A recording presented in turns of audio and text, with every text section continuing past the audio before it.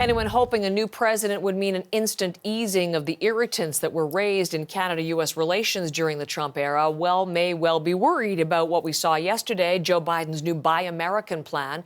As we've been reporting, the plan would make it harder for Canadian companies to win lucrative U.S. government contracts. Deputy Prime Minister Chrystia Freeland tells Vashi Kapelos on Power and Politics Ottawa is already pushing for a Canadian exemption. This is not a new thing for any Canadian government, and I can tell you, it is not a new thing for our government. It is something we know how to deal with. We know how to push back on. The minister says during his call with Joe Biden last Friday, Prime Minister Trudeau got the president's commitment to work closely on the issue. The new content rules under Biden's plan raise questions for economic sectors with highly integrated cross-border supply chains. We talked about that earlier in the morning with the Automotive Parts Manufacturers Association. Another closer look now with someone you'll recognize from our program. We always appreciate a chance to connect with Mary Scott Greenwood, or Scotty Greenwood, the CEO of the Canadian American Business Council. She is in Arlington, Virginia this morning. Good to see you again. You too, Heather. Great to be with you. The Buy American executive order the president signed yesterday, just let me get your general take on this. How concerned should Canada be at this point? Well, protectionism is always a big concern to a free trading country like Canada and like the United States. But this is really about American companies and their supply chains and how they do business with their own government. So I have a lot of faith in U.S. companies to be able to make the case, whether it's Coca-Cola or Budweiser saying we're going to get some of that low carbon Canadian aluminum.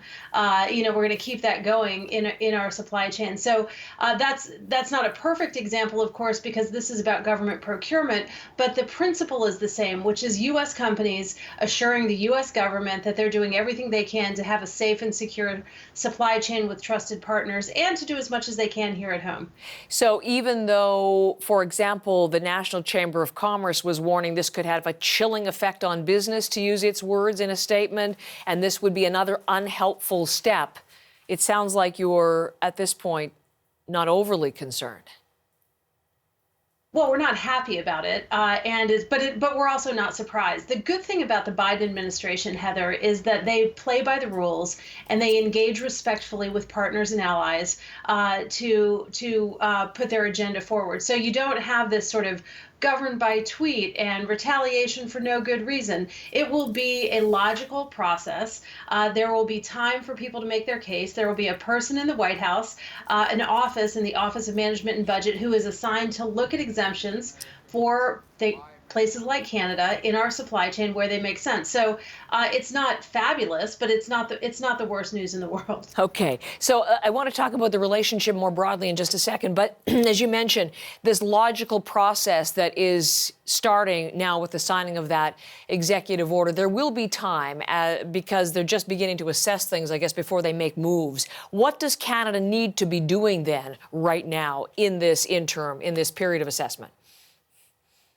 Well, understanding the supply chain, understanding the economic impact, really talking to government contractors and making sure that they really are in a good place with their U.S. Partners to make the case that it's more efficient, where it's more efficient, where it's more inexpensive, and where there are additional benefits like, I mentioned Canadian aluminum, and I mention it, Heather, because of the plentiful hydropower in Canada. As an example, you get not only a trusted partner, but you get a relatively lower carbon source of your aluminum. So there are bigger conversations. So I think what Canada can do and what we do is set the context to really talk about the benefits to the United States and to U.S. manufacturers of collaborating with Canada. That's what it's all about. And of those benefits, what do you think is Canada's strongest argument?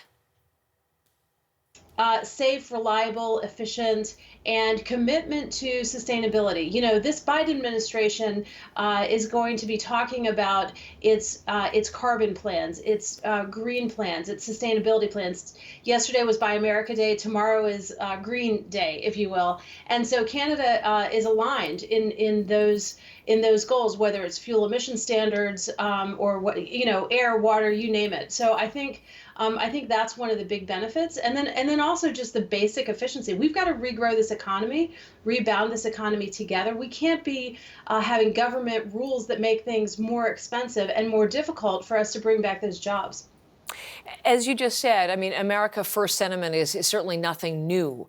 But if anyone was thinking that just having Donald Trump out was going to make everything rosy and easy, do we need to rethink that? I mean, based on Buy American, based on Keystone already?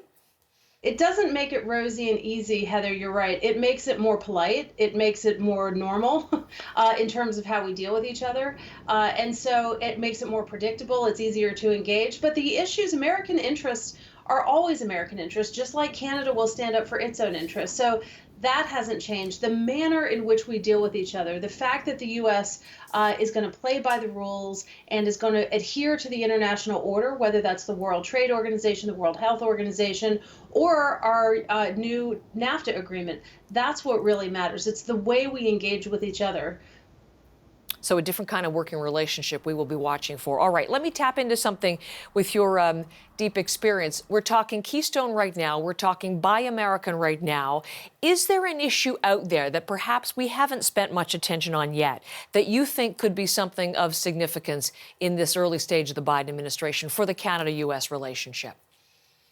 Heather, I think talking about our interconnectivity on cybersecurity is going to be awfully important, and how we in the Five Eyes countries, Canada, the United States, and our partners deal with our interconnectivity, deal with the digital space, how we decide to regulate the technology industry, and deal with cyber threats from countries and adversaries that would want to do us harm here in Canada, here in the United States, and in Canada. That's a big one. The Homeland Security Secretary has a confirmation hearing today, as does the Commerce Secretary. Both of those cabinet ministries have a lot to do with our interconnectivity and with our cybersecurity, and that's a big one to watch, Heather. So I will. I thought you'd raise something that we haven't been spending a lot of time on yet, but we'll definitely be talking about this. Thank you for bringing it forward, and thanks as always for your expertise.